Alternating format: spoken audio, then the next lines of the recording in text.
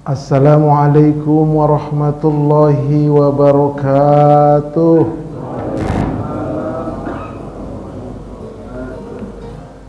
Alhamdulillahi hamdan thayyiban mubarakan fih kama yuhibbu rabbuna wa yardah. Ashhadu an la ilaha illallah wahdahu la syarikalah wa ashhadu anna Muhammadan abduhu wa rasuluhu la nabiyya ba'dah, amma ba'd. Tiada kata yang pantas untuk kita ungkapkan pada pagi hari yang sejuk ini kecuali puji dan syukur kehadirat Allah Subhanahu wa taala dengan melafazkan kalimat hamdalah alhamdulillahirabbil alamin. Salawat meruntaikan salam semoga senantiasa Allah sampaikan keharibaan uswatun hasanah kita Nabi kita Muhammad sallallahu alaihi wasallam. Bagaimana kabar Bapak Ibu, sehat? Mudah-mudahan kita, keluarga kita seluruhnya dijadikan Allah menjadi hamba-hamba Allah yang pandai bersyukur. Amin ya rabbal alamin. Tanpa memperpanjang kalam, saya punya majelis di YouTube, Majelis Studi Dakwah Terapan Center, yang mengulas dan mengkaji materi-materi dakwah untuk dapat diterapkan dalam ibadah dan kehidupan sehari-hari. Sudah banyak materi-materi yang saya upload. Silakan berkunjung ke channel Ustadz Arifin Purba Official. Tapi jangan lupa subscribe, like, and share serta komennya. Oke, siap. Kemudian juga kami menyelenggarakan pesantren virtual Pondok Sholat lewat Zoom setiap malam Ahad, dan itu free, gratis. Mohon doanya mudah-mudahan bisa terwujud pesantren faktual, ya, ada tempatnya, mudah-mudahan. Hidup itu pilihan, ada jalan ke surga, ada jalan ke neraka. Makanya Rasulullah menawarkan kepada kita sebuah pilihan. Wa man salaka tariqan yaltalmisu fihi ilman sahalallahu lahu bihi tariqan ilal jannah. Barang siapa menempuh jalan untuk mencari ilmu, maka Allah akan memudahkan jalan ke surga baginya. Hadis riwayat Imam Muslim. Makanya habis salat subuh kita berzikir, berdoa. Nah, kita duduk sejenak untuk thalabul ilmi. Setelah ini kita salat syuruk. Kan banyak pahalanya itu. Daripada pulang ke rumah, paling-paling OL. Kalau enggak OL, lalok lagi. Tidur lagi. Ya, enggak lama-lama, enggak sampai zuhur kita kan. Alhamdulillah, mudah-mudahan kita dijadikan Allah menjadi hamba-hamba yang istiqomah dalam talabul ilmi. Amin ya rabbal alamin. Oke, kita lanjutkan tema besar kita tentang pencerahan akal dan kalbu. Jadi akal kita ini harus betul-betul dicerahkan. Begitu juga kalbu, itu satu paket dia, akal dan kalbu. Apa alat pencerahnya? Al-Quran dan Sunnah. Nah, jadi alat pencerahnya adalah Al-Quran dan Sunnah ditambah dengan penjelasan para alim ulama. Oke, ya. Jadi ini tema besar kita. Oke. Karena Allah Subhanahu wa taala wanti-wanti di dalam surah Al-Anfal ayat 22, A'udzu billahi minasyaitonir rajim. Inna syarrad dawabi 'indallah as-summul bukmul ladzina la ya'qilun.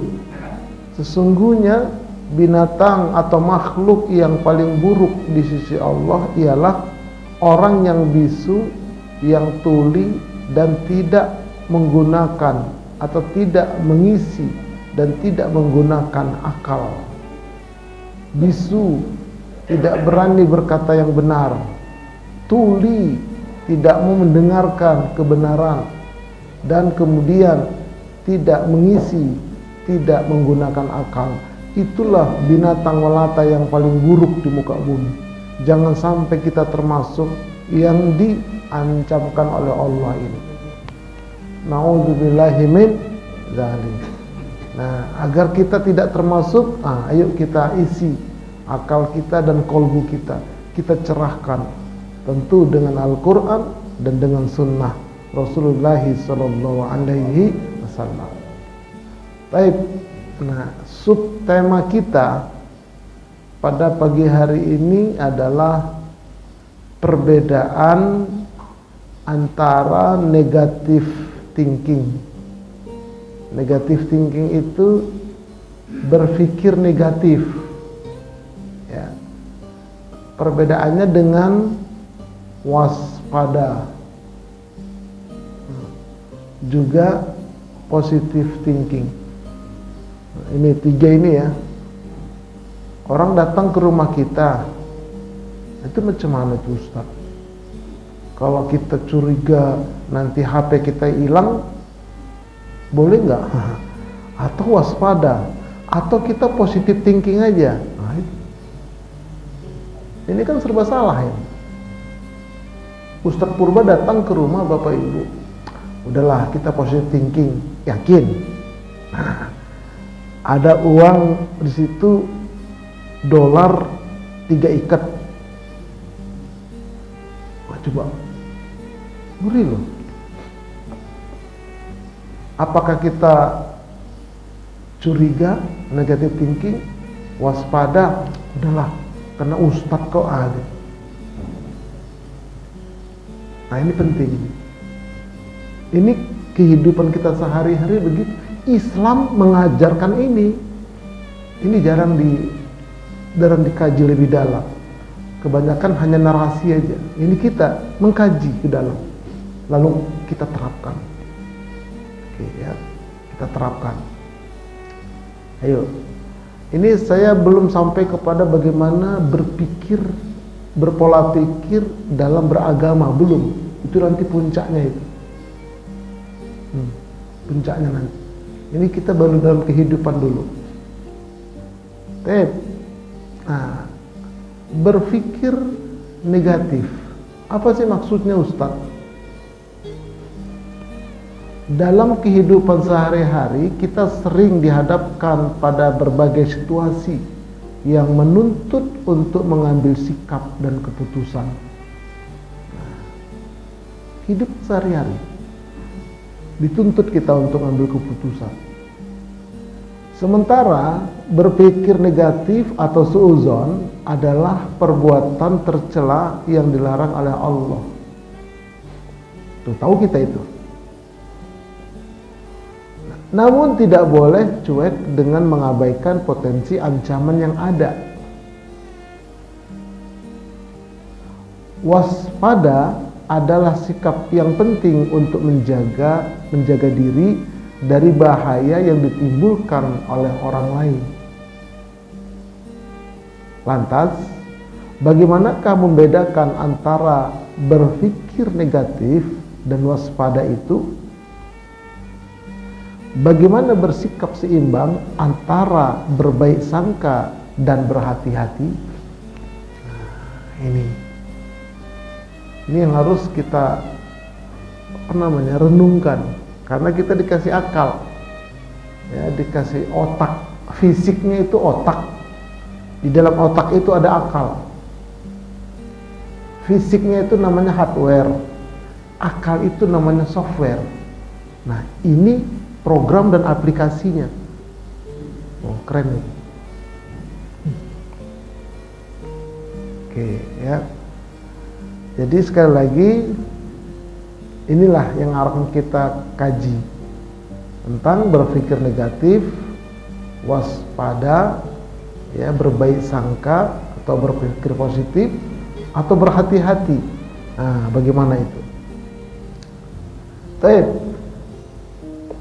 Kemudian suudzon. Apa itu suudzon? Berpikir negatif itu sama dengan suudzon adalah prasangka buruk terhadap orang lain tanpa adanya bukti yang jelas. Ini nggak boleh ini. Dalam Islam suudzon sangat terlarang karena dapat menimbulkan fitnah, menimbulkan permusuhan, dan merusak hubungan persaudaraan. Suudzon, untuk orangnya suudzon banget sih dia. Memang kita apa sih? Nah begitu. Makanya Allah berfirman, ya ayyuhalladzina amanu ijtanibu katsiran minadh-dhanni inna ba'dadh-dhanni itsmun. Artinya, wahai orang-orang yang beriman, jauhilah banyak dari prasangka. Sesungguhnya sebagian prasangka itu dosa. Makanya inna ba'do sebagian. Artinya apa? Boleh kita waspada. Nah, situ dia. Boleh kita waspada. Sebagian prasangka itu dosa, sebagiannya enggak. Yang tidak itulah waspada. Seperti tadi, walaupun dia ustadz, kiai, datang ke rumah kita, waspada, singkirkan HP, singkirkan uang, amankan, tapi jangan depan dia. Nah, amankan, nah, ada orangnya, jangan, kesinggung lah dia. Nah, kecuali kalau mau ngetes. Nah, Purba datang, dites, taruh di situ, silakan dites. Kalau mau ngetes, kalau hilang ya udah ikhlaskan aja lah, gitu. Kadang-kadang ada memang gitu ngetes. Kita bertamu, gitu, segitu tanggung, 1 karung kita bilang gitu, ya.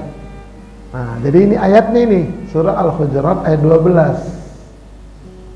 Sebagian prasangka itu dosa, sebagiannya tidak. Yang tidak itulah waspada. Yang dikatakan sebagian itu dosa kalau kita terlalu berburuk sangka, terlalu curiga. Nah, jadi terlalu itu yang nggak boleh. Ya. Terlalu berbaik sangka juga nggak boleh. Kejebak kita nanti. Kan banyak kasus seperti itu. Udahlah, dia aja lah yang ngurus keuangan. Dia kan alumni pesantren. Nggak taunya. Nah, begitulah yang terjadi. Begitu yang terjadi. Ditilap sama dia semua. Na'udzubillah min dzalik. Nah, sekarang kita lihat waspada. Ya. Waspada. Waspada adalah sikap berhati-hati dan berjaga-jaga terhadap potensi bahaya atau ancaman. Nah, ini waspada. Sikap berhati-hati. Tetap kita harus waspada dalam keadaan apapun, menghadapi apapun, dan terhadap siapapun. Waspada tetap. Jangan diberi kesempatan orang itu untuk berbuat tercela, untuk berbuat khilaf. Jangan diberi, jangan dipancing begitu. Dalam Islam, sikap waspada sangat dianjurkan, terutama dalam situasi yang rawan atau yang mencurigakan. Dianjurkan kita waspada, berjaga-jaga, maksudnya berhati-hati.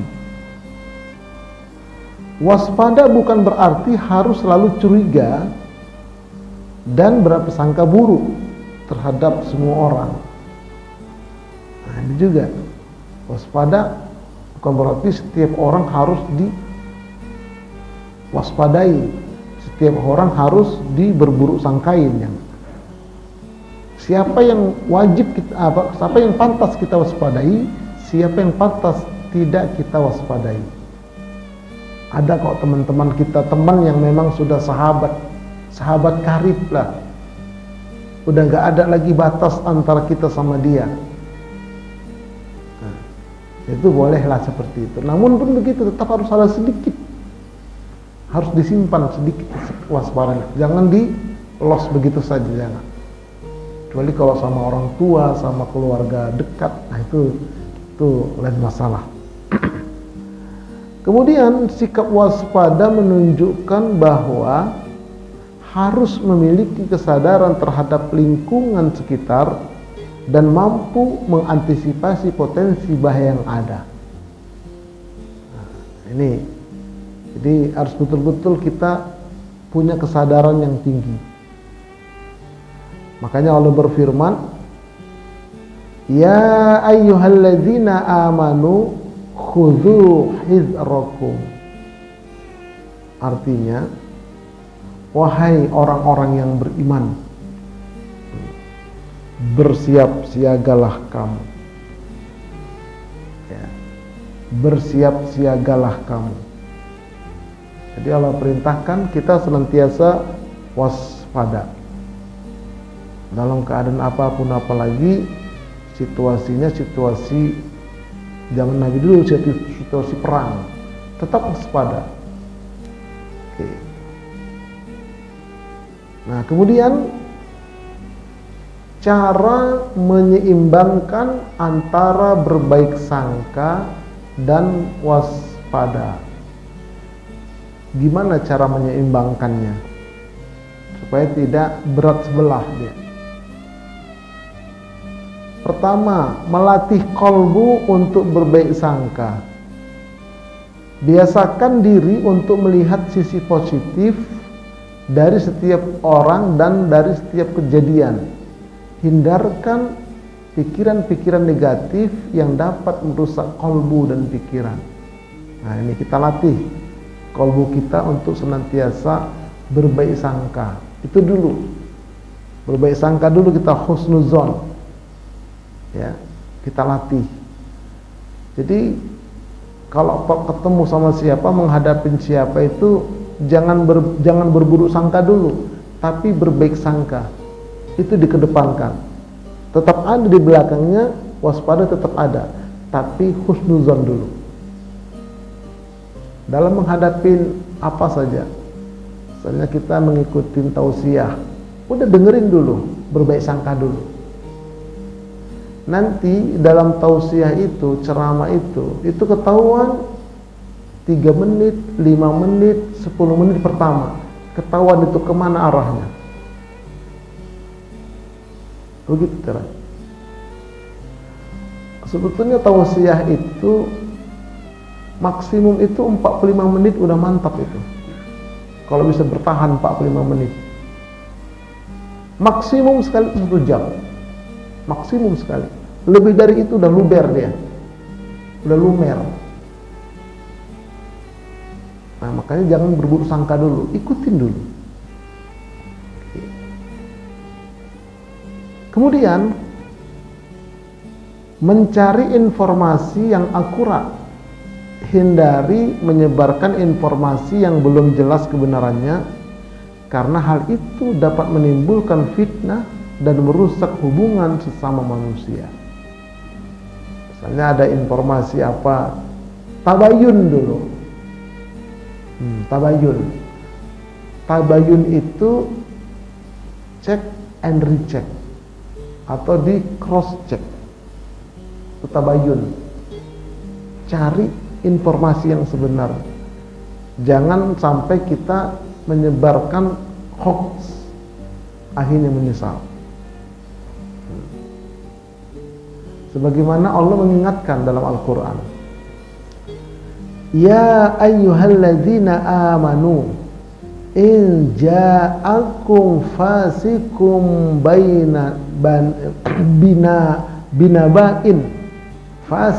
binaba'in fatabayyanu an tusibu qauman bijahalatin fatusbihu ala ma fa'altum nadimin.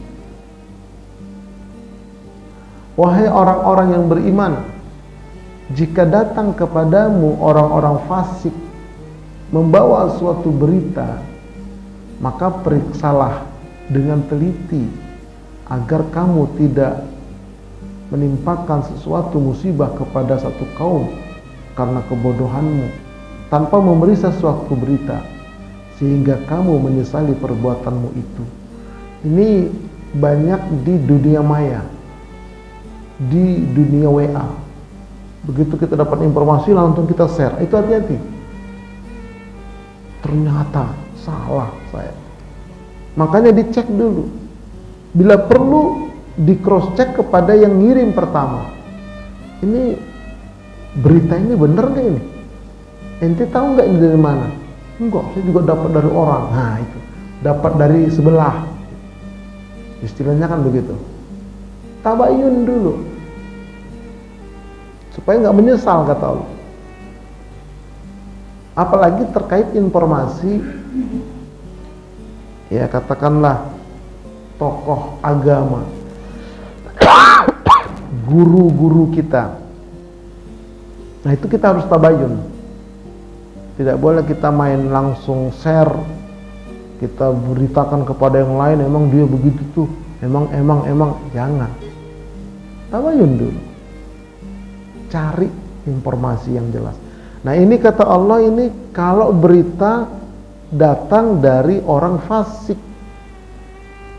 Orang fasik saja membawa berita, itu kita harus tabayun. Kenapa? Karena orang fasik ini, ya, kan ada urutannya itu, ada 8 tingkat itu nanti kita lihat. Yang paling bawah, nomor 8 yang paling dasar itu namanya orang kafir. Di atas kafir itu orang murtad. Di atasnya lagi orang musyrik. Di atasnya lagi orang munafik. Di atasnya lagi orang fasik. Di atasnya lagi orang muslim. Di atasnya lagi orang mukmin. Paling mulia orang muttaqin. Jadi dari mulai fasik, munafik, musyrik, murtad, kafir, kalau meninggal tidak bertaubat, ancamannya neraka dan kekal selama-lamanya. Siapa itu orang fasik? Orang fasik itu dia mengaku Islam, pernah bersyahadat, tapi tidak menjalankan rukun Islam yang 5. Nah, itu fasik. Itu fasik itu. Islam KTP, Islam abangan, Islam apa lagi itu? Islam kurnat winti, cukur sunat, kawin mati. Nah itu. Itu orang fasik. Nah, kalau dia sholat tapi rajin makan dana abadi umat, itu munafik. Rajin ibadah tapi rajin maksiat, itu munafik. Kalau dia rajin ibadah tapi dia juga berbuat syirik, dia beriman, dia umroh, tapi ketika ingin kaya dia pergi ke Gunung Kawi, ke Gunung Sindur, gunung apa lagi itu? Nah, gitu. Muja dia, ngilmu muja begitu. Umroh dia, dagangnya laris. Ternyata dia pakai ilmu begitu, itu namanya musyrik. Nah, itu. Nah, ada lagi murtad. Murtad ini ada murtad hakikat, ada murtad nilai. Kalau murtad hakikat itu betul-betul keluar dari Islam. Kalau murtad nilai, nilainya sudah tidak Islam. Misalnya dia berkeyakinan semua agama sama, semua agama benar. Kan sekarang ada pesantren lintas agama, begitu ya? Wah, edan.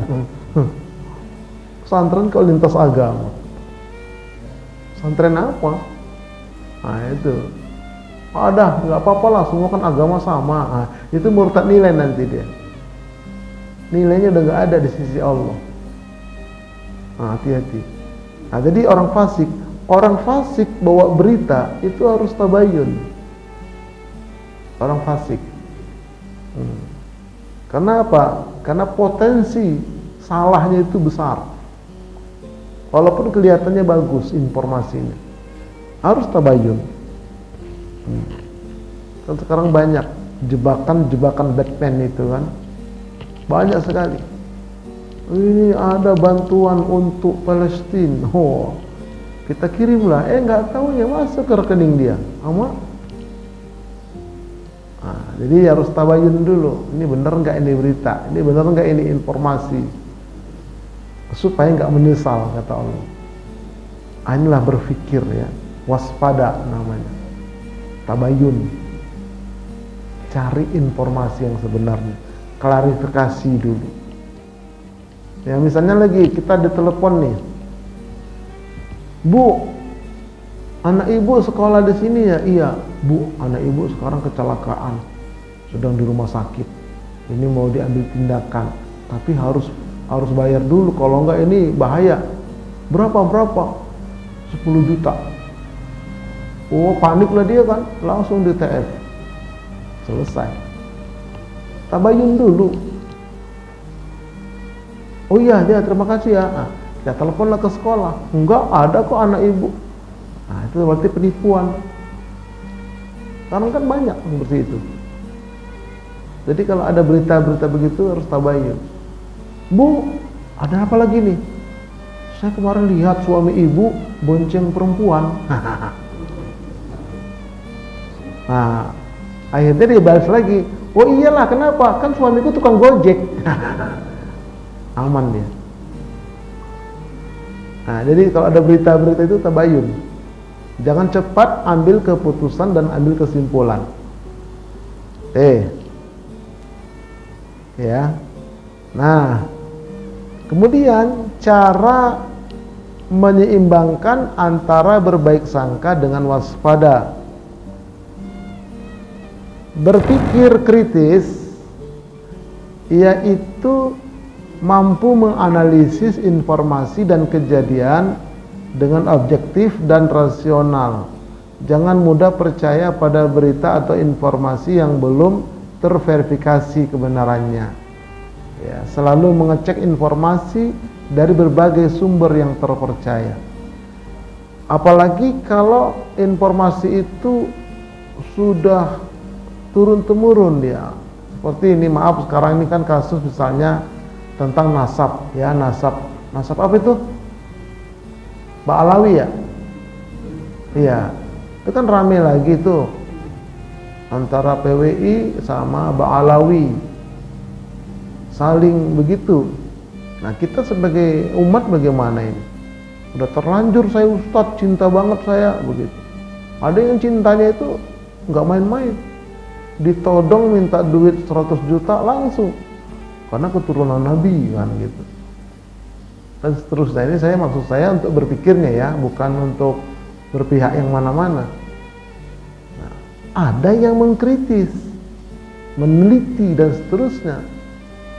Lalu kita bagaimana berpikirnya? Nah, ini. Jadi kita nggak boleh terlalu menyalahkan dan membela yang satunya. Kita tonton aja mana kira-kira nanti yang lebih ilmiah, lebih mengarah kepada kebenaran. Nah, kesitulah kita bersikap. Aman kalau begitu. Itu namanya berpikir kritis. Tidak tidak seperti kerbau ditusuk kuping. Tusuk hidung ya, tusuk hidung. Ngikut aja. Didoktrin nggak boleh. Tetap harus kritis. Nah, ya tapi santun. Nah, kemudian bersikap hati-hati dalam bertindak. Seorang muslim harus selalu mempertimbangkan dampaknya bagi dirinya sendiri dan bagi orang lain. Hindari tindakan yang dapat merugikan orang lain atau menimbulkan masalah. Nah ini, jadi kehati-hatian. Jangan langsung gerusak-gerusuk, sembrono, jangan. Tetap berhati-hati dalam bertindak. Nah kemudian memohon perlindungan kepada Allah. Nah ini penting. Kita harus selalu memohon perlindungan, berdoa kepada Allah Ta'ala dari segala macam bahaya dan keburukan. Berdoalah agar Allah Ta'ala senantiasa memberikan petunjuk dan kekuatan untuk menghadapi segala cobaan dan tantangan dalam hidup. Kan 17 kali kita baca ihdinas siratal mustaqim, ihdinas siratal mustaqim. Itu salat wajib. 17 kali 17 rakaat sehari semalam, sholat 5 waktu, tambah lagi sholat sunnah. Nah itu minta petunjuk kita agar senantiasa kita berada pada jalan orang-orang yang diridhoi oleh Allah, yaitu para sahabat, para tabi'in dan tabi'ut tabi'in seterusnya. Jangan seperti Yahudi, jangan seperti Nasrani. Ini berdoa penting sekali. Oke, dengan demikian berpikir negatif atau suudzon itu dan waspada adalah dua sikap yang berbeda. Suudzon adalah prasangka buruk tanpa dasar, sedangkan waspada adalah sikap berhati-hati terhadap potensi bahaya. Nah, jadi kalau suudzon itu nggak ada dasarnya dia, tapi kalau waspada, itu punya dasar dia. Ya, jadi harus bisa kita menyeimbangkan antara suudzon dengan waspada. Islam melarang suudzon karena dapat merusak hubungan sesama manusia, tetapi menganjurkan sikap waspada untuk melindungi diri dari bahaya. Untuk menyeimbangkan keduanya, setiap muslim harus berlatih, ya, berlatih kolbu untuk berbaik sangka, mencari informasi yang akurat, berpikir kritis, berhati-hati dalam bertindak, dan selalu memohon perlindungan kepada Allah Ta'ala. Nah, dengan bersikap seimbang antara berbaik sangka dan waspada, kita dapat menjalani kehidupan ini dengan tenang, aman, dan damai. Nah, ini kita kan dikasih akal, seperti itulah hendaknya. Enak dia. Ya, insya Allah. Baik, nah sekarang berpikir positif. Ya, positive thinking, berpikir positif. Nih, kita lihat. Positive thinking adalah cara berpikir positif yang akan menghasilkan energi yang positif. Pikiran positif adalah sikap mental dan emosional yang berfokus pada hal baik dalam situasi apapun. Berharap hasil yang baik dan selalu melihat peluang daripada hambatan. Jadi kalau kita mau jualan, jangan hambatan yang kita pikirkan, gimana ya kalau jualan nanti kalau nggak laku macam mana? Jangan begitu, nggak jadi jualan. Males lah jualan, kontraknya udah berapa, yang membeli belum tentu ada, ya nggak jadi. Jadi harus positive thinking dulu dia, gitu. Ya, jangan yang negatif yang dipikirkan, yang positif. Walaupun memang ada, ya, ada potensi negatifnya pasti ada, tapi itu dikesampingkan dulu. Nah, berbaik sangkanya dulu dikedepankan. Nah, senantiasa optimis bahkan dalam menghadapi kesulitan dan tantangan. Nah, itu dia optimis dia. Ya wajarlah, semua urusan itu pasti ada rintangan, itu pasti. Tapi kita harus optimis dulu. Nah, gitu. Itu namanya positive thinking. Ya. Oke, cara menerapkan positive thinking. Ini caranya ini. Bagaimana caranya menerapkan positive thinking itu? Ya. 1. Latihan bersyukur. Setiap hari catat atau pikirkan beberapa hal yang Anda harus syukuri. Misalnya kan bangun tidur. Bangun tidur, duduk dulu di tempat tidur, jangan langsung jalan. Apalagi seumur kita ini, Bu. Kalau dibilang udah tua, tersinggung. Kita ini belum tua, tapi sudah tidak muda lagi. Ya. Makanya kalau saya itu bangun tidur itu, ya, melek mata, kaki kayak naik sepeda, Pak. Itu bagus untuk kesehatan kelaki-lakian. Nah, itu ya. Dan itu luruskan lagi, baru kita miring ke kanan boleh, ke kiri, baru kita duduk. Jangan langsung berdiri gitu, jangan. Miring dulu sebentar, duduk, baru baca doa. Alhamdulillahilladzi ahyana ba'dama amatana wa ilaihin nusyur. Diresapin itu bacaan. Bersyukur. Ya Allah, Kau bangunkan lagi aku ya Allah. Aku masih hidup ya Allah. Sehat ya Allah. Nah itu, pokoknya kita berlatih terus syukur pada Allah. Senafas. Orang-orang udah pada mati ya Allah gitu. Bisa duduk orang-orang di tempat tidur berbaring ya Allah. Bisa jalan orang-orang di kursi roda ya Allah. Nah, begitu bersyukur. Latihan terus. Pikirkan semuanya yang harus kita syukuri. Nah, itu nanti energi positifnya akan tumbuh. Akan muncul dia. Wajahnya berseri-seri. Semangatnya ada. Tuh. Nah ini yang kadang-kadang kita itu bangun ya bangun aja. Kayak ayam pun bangun juga dia. Bahkan kalau ayam itu justru berzikir ya kukuruyu kata gitu.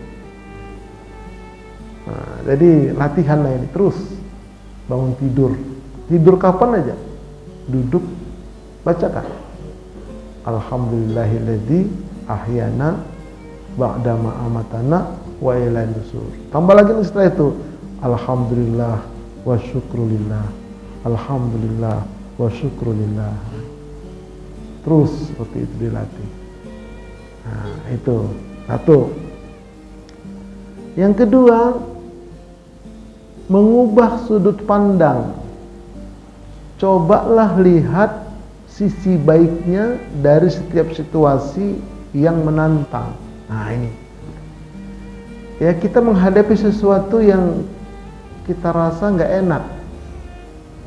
Tapi kita coba ambil, saya coba cari sisi baiknya. Ini pasti ada sisi baiknya ini. Nah begitu. Jangan langsung kita vonis, itu mah nggak benar, itu mah buruk. Nanti dulu. Coba kita lihat dulu sisi baiknya apa ini. Nah begitu. Nanti Allah kasih itu. Jangan langsung tadi itu, jangan langsung memponis jamu pahit. Jangan dulu. Disodorkan jamu kita. Enak-enakan sirup dong. Jangan. Oke, boleh juga ini. Tapi udah pernah, saya minum kata kawan kita. Saya nggak pernah minum jamu sih masalahnya. Kenapa? Saya anggap, itu nggak boleh begitu. Cari dulu sisi baiknya, sisi positifnya. Apa aja, dalam keadaan apa aja kita menghadapi, ambil. Disuguhkan apa, dalam kondisi apa, sudah tenang-tenang. Pasti ada sisi baiknya nih. Yuk kita ikutin dulu, begitu. Nah itu positive thinking itu begitu. Apa aja. Nah, tapi tetap waspada tadi. Sambil berlindung kepada Allah. Enak dia. Jadi orangnya optimis, nggak pesimis kalau begitu dia. Optimis terus dia. Oke. Jadi mengubah sudut pandang ya.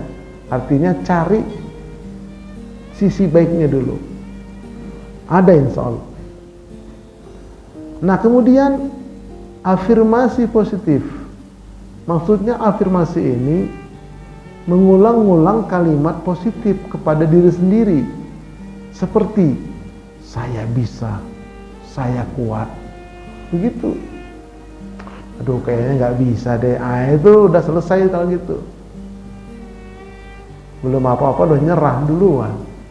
Belum berjuang udah nyerah. Enggak dah. Yuk kita umroh yuk. Mana mungkin Ustaz. Kenapa Pak? Ya kerjaan saya aja nggak jelas, rabutan. Bayar kontrakan sekian, biaya sekolah sekian. Belum lagi tuh Ustaz, di rumah saya itu ada 10 surat undangan. Sekali amplopin berapa itu Ustaz? Boro-boro umroh. Nah itu udah apa namanya, udah kalimat negatif udah. Nggak bakal berangkat kalau gitu. Tapi kalau dia katakan siap Ustaz, itu aja dulu kalimatnya. Saya pengen Ustaz. Itu dulu. Nah, nanti tanyalah, apa Ustaz amalannya? Lalu kata Ustaz, rajin-rajin baca surah Tonah. Wah, semangat dia. Apa itu Ustaz? Juz berapa? Nggak ada di juz, saya bilang. Surat Tonah itu artinya surat tanah. Enggak, maksudnya positive thinking aja. Banyak kok orang yang berangkat umroh ya tanpa dia sangka-sangka. Banyak kan cerita-ceritanya, dan itu memang realita. Udah lama dia pengen, tapi dia positive thinking terus ini orang. Aku ya Allah pengen, ya Allah bisa, ya Allah Engkau maha kaya, Engkau maha kuasa. Tiba-tiba ketemu sama teman lama yang sudah sukses. Ngobrol punya ngobrol, pengen umroh nggak? Oh ya, pengen banget lah. Udah lama itu saya ucapkan dalam diri saya. Kalau gitu kita berangkat. Cuman gini masalahnya, istriku nggak bisa ditinggal. Cuman ya, ajak istrimu, begitu. Coba itu. Begitu Pak. Ini itu yang saya alamin. Ya saya menikah sama istri saya kan orang Betawi. Kebetulan ya agak tajir dan religi pula orang tua itu. Masih muda-muda, anak-anaknya itu sudah dihajikan. Waktu itu istri saya pun masih perawan, itu waktu udah hajah. Menikah dengan saya ceramah, dipanggil orang Pak Haji saya. Saya bilang, memang saya sudah naik haji tapi belum pergi haji.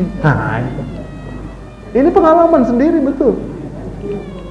Jangan ditafsirkan lah, nggak paham lah itu kan.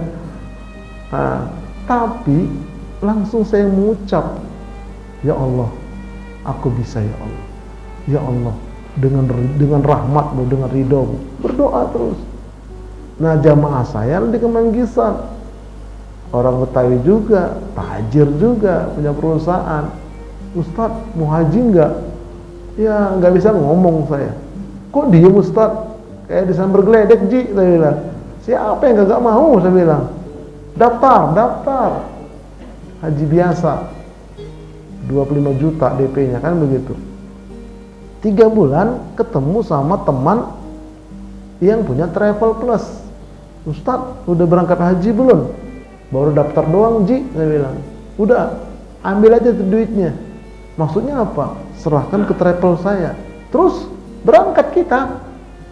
Lah ya banyak kurangnya Ji, ini kan plus, gak usah bayar, yang penting bantuin saya sebagai asisten pembimbing haji. Siap, saya bilang begitu.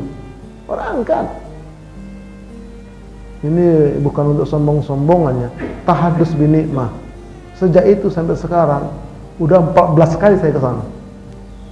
Haji plus 4 kali, umroh 10 kali. Kemarin baru ini masih botak. Kenapa? Itu afirmasi positif. Ulang-ulang dia. Aku bisa ya Allah, dengan kuasamu, dengan rahmat. Jangan pesimis. Nggak bisa. Nah, itulah kekuatan pikiran positif itu. Karena Allah yang undang. Banyak orang banyak duit nggak pergi, karena nggak Allah undang. Tapi banyak orang yang nggak punya duit, katakan Allah undang dengan caranya. Nah itu namanya, ya, afirmasi positif, ucapan. Jadi hati-hati ucapan ini, Bapak. Begitu juga anak perawan, hati-hati Bu, punya anak perawan Pak. Dilamar sama laki-laki lain, nggak suka dia. Terucap, daripada kawin sama kau, mending aku nggak usah kawin selamanya. Tuh perawan tua, ucapan. Dia kalau nggak suka, bahasanya baik-baik aja. Kayaknya aku belum dulu deh. Nanti lah insya Allah ya. Baik-baik dia ngomongnya. Nah itu. Jadi orang baru nikah, kita bikin anak yuk. Nggak usah bikin anak repot. Nggak punya anak terus. Ucapan. Nah, jadi pikiran itu terucap, itu bahaya. Apalagi di tanah suci ucapan, hati-hati di sana itu. Saya bawa haji sering itu. Habis tawaf sunnah kita di pelataran itu duduk, ya, duduk kita ngobrol sebentar. Dia lihat ke atas jamaah saya, Pak Haji, Pak Ustadz, ya, itu burung dara banyak banget ya terbang-terbang, itu beraknya di mana? Katanya. Saya bilang di tempatnya lah Ji. Sembarang ngomong dia, di tempatnya Ji saja. Udah selesai kita mau pulang ini jalan. Dia pakai peci putih yang bolong-bolong itu Pak, kan ada ya, yang bulut itu. Tiba-tiba datang burung dara, diberakin tes kepalanya. Ustaz, saya diberakin burung dara. Ah, itulah tempatnya. Ucapan, nggak boleh. Oke, ya, jadi sekarang hati-hati kita ya. Nah, kemudian apa lagi? Menjaga gaya hidup sehat, olahraga teratur, pola makan seimbang, dapat mempengaruhi suasana hati atau kalbu kita secara signifikan. Olahraga, kalau untuk kayak kita ini Pak, Bu, olahraganya itu jalannya juga ya, ada dari Nabi itu jalannya jangan diseret Pak, Bu. Dari Nabi itu jalannya tumit dulu gitu. Tumit dulu jalannya Nabi, gagah gitu, jangan diseret, lurus kayak lagi orang berdiri sholat. Itu Nabi jalannya tumit gitu, kuat itu Pak, Bu. Nah itu jalan pagi, pokoknya jalan lah. Nah, jangan yang berat-berat pula Bapak angkat, jangan terlalu emosional, mainnya main futsal, mati. Semangat dia, tapi nggak ingat umur udah. Makan juga begitu. Kayak kita ini udahlah, memang rendang Padang enak, tapi ya diatur dikit lah. Sekali-sekali dibawa ke ruang Padang situ Pak ya, makan tunjang boleh. Sekali-sekali, jangan tiap hari pula. Nah, kalau kayak kita ini pagi-pagi kalau bisa makan itu rebusan-rebusan. Saya itu labu kecil, udah itu jagung dipotong, dikukus dia Bu, tambah telur soang 4. Banyak ya, enak itu. Nah, kayak kita ini udah gitu loh. Jadi kalau badan kita sehat itu ya pikiran juga positif thinking enak dia, berpikirnya juga enak, ibadah pun enak. Nah begitu, tuh jaga gaya hidup sehat itu penting sekali. Kemudian batasi hal negatif, kurangi paparan terhadap berita negatif atau orang-orang yang terus-menerus mengeluh. Berita-berita negatif udah kurangin lah, nggak usah diikutin lagi. Atau kalau ada orang yang kalau ketemu mengeluh terus, hindarin itu. Ketemu dia nggak pernah cerita enak, ya nggak enak terus ceritain, hindarin itu. Ada orang kayak begitu. Nah, oke. Nah, dikit lagi berbagai contoh sikap positive thinking atau dalam pekerjaan. Ini terapinya ini. Akan cenderung melihat setiap tugas sebagai kesempatan untuk belajar dan berkembang, bukan sebagai beban yang harus dihindari. Nah, jadi gini, kalau kita mengerjakan satu pekerjaan, itu anggaplah itu tantangan, kesempatan untuk belajar, untuk berkembang, bukan beban. Kalau beban, cepat capek. Nyuci Bu, jangan dianggap beban, capek. Bapak-bapak kerja juga begitu, jangan anggap beban, capek. Ngajar ini kalau beban capek. Jam 3:30 udah bangun saya dari rumah kemari, coba bayangkan. Tapi kalau kita pikir, kita buang itu. Nah, kita ingin belajar sambil belajar, saya ini ngajar sambil belajar supaya berkembang. Jadi enak dia. Nah, juga akan berusaha mencari solusi dari setiap masalah yang muncul daripada hanya mengeluh dan menyalahkan orang lain. Jangan menyalahkan siapapun, cari solusinya apa. Ini sedang terjadi masalah. Jangan kamu sih, kenapa begitu? Jangan, cari solusinya apa. Orang sakit, nggak sembuh-sembuh dibawa ke sana. Kenapa ke sana sih? Jangan begitu, coba cari solusinya apa. Itu orang berpikir positif dia. Yang kedua, dalam hubungan sosial, ya akan berusaha memandang baik orang lain, memaafkan kesalahan, dan berusaha untuk membangun hubungan yang positif. Tidak mudah terpengaruh oleh rumor dan berusaha untuk memahami sudut pandang yang berbeda dengan terbuka. Ini dalam sosial, ya. Selalu memandang baik orang lain, jangan suudzon, jangan berburuk sangka. Ya selalu memaaf, udahlah, jamaah ajalah begitu. Nah, membangun hubungan positif. Ya, apalagi di masjid, masya Allah. Ya di masjid aja itu, bukan di sini Pak, di Amerika. Iya. Yang lebih parah itu kalau di masjid itu, kalau satu pemahaman sudah menguasai kepengurusan, biasanya yang lain itu ditendang. Ustadznya juga ditendang. Enggak lah, ustadznya salah, enggak satu paham sama kita. Nah, begitu. Ini yang menyedihkan. Ya, satu masjid, tapi begitulah cara berpikirnya. Sedih gitu. Nah, ini yang terjadi di akhir zaman. Kenapa? Ya memang tadi itu frame of thinking-nya dibentuk begitu. Nanti kita akan ketemu, nanti puncaknya nanti saya sampaikan. Ya, jadi dibentuk orang itu pola pikirnya bahwa kelompok kita lah yang benar, yang lain sesat. Nah, itu bahaya itu. Bahaya.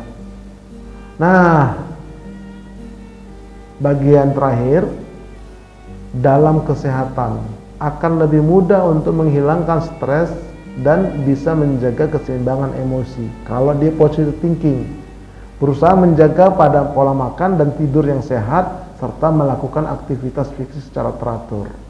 Nih, jadi pikiran positif itu sangat berpengaruh kepada kesehatan, sangat mempengaruhi kesehatan kita. Ya, kalau negatif dia stres, tapi kalau positif dia plong. Bahkan sakit mah itu bukan kalau malam-malam mamah bukan ya. Sakit mah itu maksudnya perut itu ya. Sekarang kan banyak itu penyakit itu. Nah, itu dari pikiran. Pikirannya itu selalu negatif, sakit. Tapi kalau positif enak dia. Nah ini, jadi sangat berpengaruh terhadap kesehatan dari pikiran kita. Kalau kita selalu positive thinking, sehat insya Allah.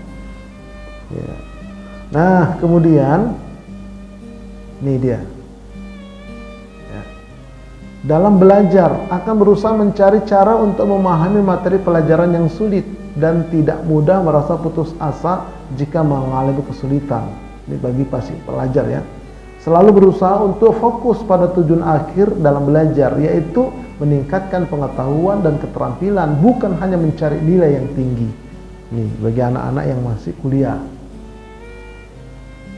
Nah, maka kata Allah, fa inna ma'al usri yusra, inna ma'al usri yusra.